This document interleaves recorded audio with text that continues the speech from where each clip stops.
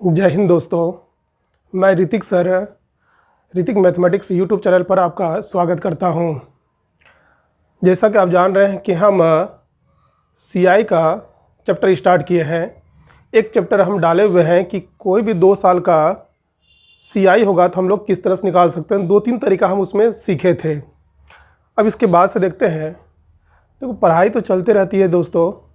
आज एक छोटा सा कहानी हमें याद आ गया। मैं चाहता हूँ उस कहानी को आपसे शेयर कर लूँ। कहानी है, एक राजा हुआ करता था और वह राजा जो है पूरी तरह से समृद्ध था। उसके पास जो है बहुत सारे सैनिक थे, बहुत वीरता वाले सैनिक थे। जब भी युद्ध होता था उसका सैनिक जो है युद्ध के मैदान में जो है अच्छा भूमिका निभाता था। युद्ध कौशल के नीति से वह युद्ध को जीत लेता था। राजा अपने सैनिकों पर बहुत गर्व करता था। करे क्यों नहीं, आज तक वह कभी युद्ध हारा ही नहीं था। युद्ध होता था, हारता नहीं था।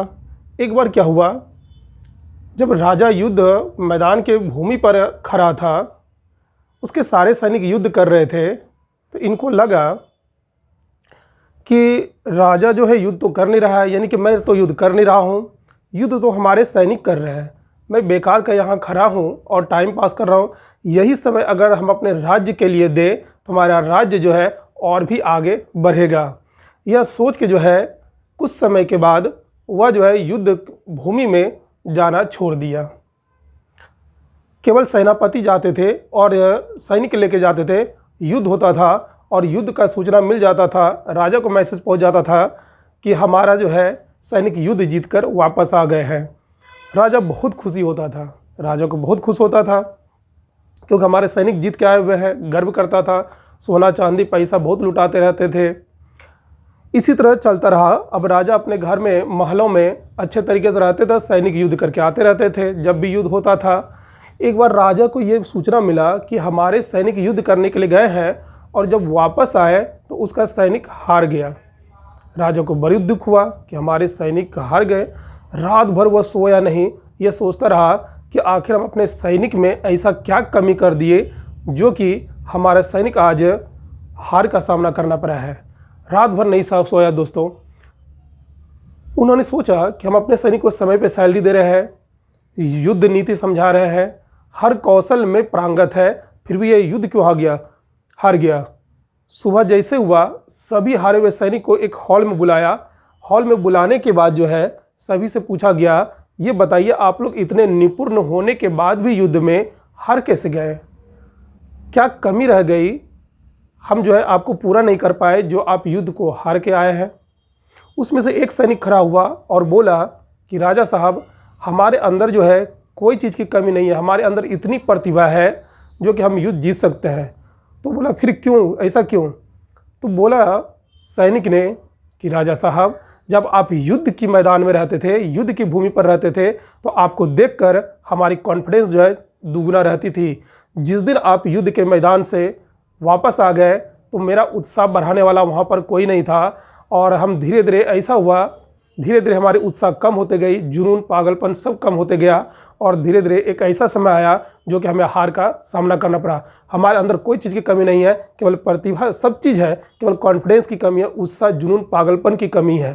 तो राजा साहब ने कॉन्फिडेंस दिया, उसका मोटिवेट किया उस सभी सैनिक को, हारे हुए सैनिक को, और बोला कि इसमें से 7 सैनिक हाथ खड़ा कीजिए, 7 सैनिक हाथ खड़ा कीजिए और वही 7 सैनिक जो है युद्ध की मैदान में जाएगा और जो है विपक्षी वाले सेना को अपने हथेली पर मसल के वापस आएगा। कोई है? उसमें से 7 सैनिक खड़ा हुआ और बोला, राजा साहब, मेरे अंदर इतना कॉन्फिडेंस है जो कि दूसरे वाले सैनिक को अपने हथेली पर मसलने की क्षमता रखते हैं। बोला बस अब कोई नहीं जाएगा युद्ध करने के लिए, केवल यही 7 जाएगा और युद्ध करके वापस आएगा।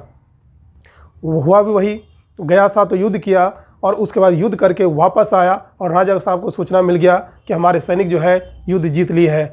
दोस्तों, इससे ये समझ में आता है कि आपके अंदर जुनून, पागलपन और जो है उत्साह होनी चाहिए। जिस दिन ये सब कॉन्फिडेंस ये सब आ गया, समझिए कि आपका जो है जॉब हमेशा होगा। तो उम्मीद करता हूँ ये कहानी आपको जो है आगे बढ़ने में मदद देगा। अब आते हैं हम अपने टॉपिक पर। सीआई हम लोग देखते हैं, कंपाउंड इंटरेस्ट। तो जैसा कि आप जानते हैं, कंपाउंड इंटरेस्ट को हमने बताया था कि कोई भी 2 वर्षों में कंपाउंड इंटरेस्ट कैसे निकालते हैं। एक और हम एग्जाम्पल ले लेते हैं, उसमें फिर से बता देते हैं। आपसे कहना था, अगर हमारा पहला वीडियो CISI का नहीं देखे हैं कंपाउंड इंटरेस्ट का, तो आप मेरे ऋतिक मैथमेटिक्स यूट्यूब चैनल पे जाइए और सर्च कीजिए CI का, आपको मिल जाएगा। तो पहले आप पहला मेरा वीडियो देखिए, उसके बाद ये देखिएगा तो ज़्यादा बेहतर समझ में आएगा। क्वेश्चन 2,